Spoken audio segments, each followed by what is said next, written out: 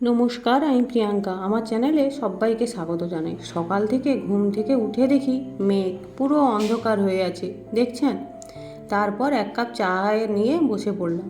চায়ে চুমুক না দিলে তো আমার আবার সকাল থেকে হয় না, তা তো আপনারা জানেন। ও হ্যাঁ, আজ আপনাদের সঙ্গে একটা রেসিপি শেয়ার করছি। সেদিন মা বানিয়েছিল, আপনাদের সঙ্গে শেয়ার করা হয়নি। তাই সেটা হচ্ছে তালের লুচি। আপনারা অনেকেই হয়তো খেয়েছেন, কিন্তু আমি প্রথমবার খেলাম। কিছু না, খুব সহজ রেসিপি, কিন্তু ভীষণ টেস্টি খেতে। ওই তো ময়দা নিয়ে, ময়দায় একটু চিনি, একটু নুন, একটু তেল, যেভাবে লুচি বানানো হয়। আর হচ্ছে তালের মাড়। তালের মাড়টা একটু পরিমাণ মতো দেবেন, বেশি হয়ে গেলে আবার ময়দা বেশি লাগবে। পুরো তালের মাড়টা দিয়েই ময়দাটা মাখা হবে, একটুও জল লাগবে না, কিন্তু ভালো করে মেখে নিতে হবে, আর লুচির মতো যেরকম হয় আর কি। আর এদিকে মা লুচির জন্য, খাওয়ার জন্য আলু ভাজা বসিয়েছে। আলু ভাজা আর গরম গরম তালের লুচি। এই দেখুন, রঙটা কি দারুণ হয়েছে না? পুরো একদম হলুদ হলুদ হয়ে গেছে। বেশ ভালো খেতে হয়েছিল কিন্তু সেদিন। দেখুন, লিচিগুলো মা কেটে নিচ্ছে। আসলে এই রেসিপিটা আমার মায়ের নয়, আমার শাশুড়ি মা বানিয়েছিল। শাশুড়ি মা আমাকে বলল একবার বানিয়ে খেয়ে দেখতে পারো। আমি কোনো দিন কিন্তু খাইনি। আমাদের বাড়িতে হয়, কিন্তু আমি কখনো নিজে করে খাইনি। বেশ বানিয়ে খেয়ে দেখলাম, বেশ দারুণ খেতে। অনেকেই হয়তো আপনারা খেয়েছেন। এটা আমার শাশুড়ি মায়ের রেসিপি। যাই হোক, দেখুন এবারে মা একে একে ভেজে নিচ্ছে লুচিগুলো। লুচিগুলো যা ফুলেছিল না, একদম গোল গোল।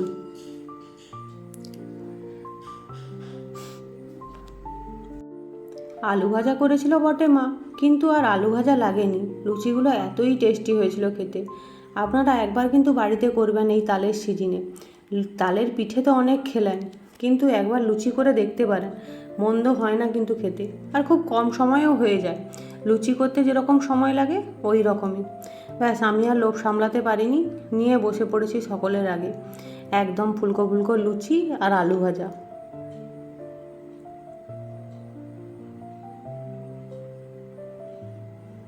তারপরে দেখুন, চান করে আমি চলে এসেছি।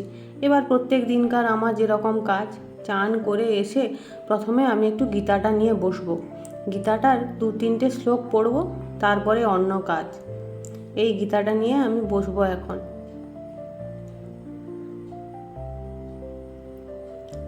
আপনারা কে কে চান করার পর গীতা পাঠ করেন আমাকে অবশ্যই জানাবেন। তারপরে আমি দুপুরে খেতে বসে গেছি। আজ একা খাবো বলে কিছু রান্না করিনি, আর শরীরটাও তো ভালো দেয় না, তাই রান্না করতে ভালো লাগে না। তাই দই আর ভাত, টক দই মিষ্টি দই দুটো একবারে মিশিয়ে নেব। আমার না দই ভাত খেতে ভীষণ ভালো লাগে, তাই আজ আর কিচ্ছু রান্না করিনি একার জন্য। একটু ভাত করেছিলাম, আর ওই দই দিয়ে খেয়ে নিচ্ছি।